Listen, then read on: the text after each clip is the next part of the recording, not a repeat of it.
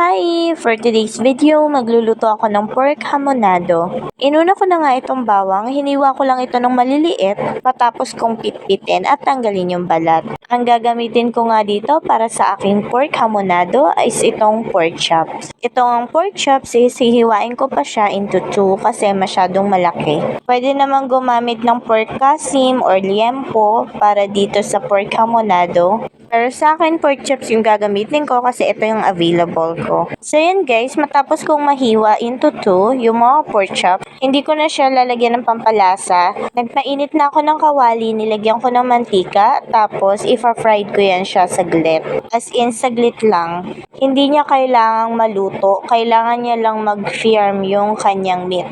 Half cook lang ba, ganun lang yung gagawin ko. So yan, medyo mag-iba na yung kulay. Hanguin ko na siya, tapos lagay ko muna sa plate, set aside, and then yung next batch. So, ganun lang din siya guys. Half cook lang para lang mag-firm yung meat. Tapos, tinanggal ko yung mantika, as in walang mantika.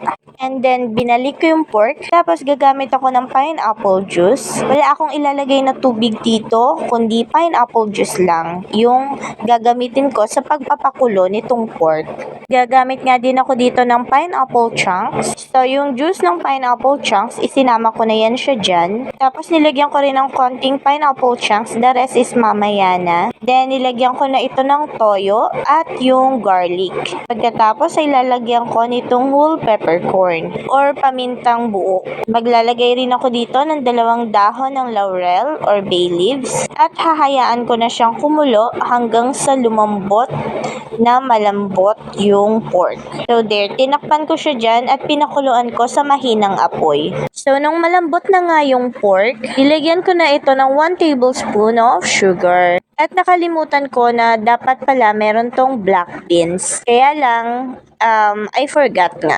So, hindi ako nakabili and ubos na yung stocks ko. So, yun guys, nag-add lang ako ng konting toyo para mag-balance yung lasa ng tamis at alat. Tapos, inilagay ko na yung pineapple chunks. And ayan na, luto na siya. Ready na ang aking pork hamonado. Pagka nga ganitong mga luto, gustong gusto ni Mister. So, yan lang. That's it for today's video. Kain po tayo. Thank you for watching. Bye!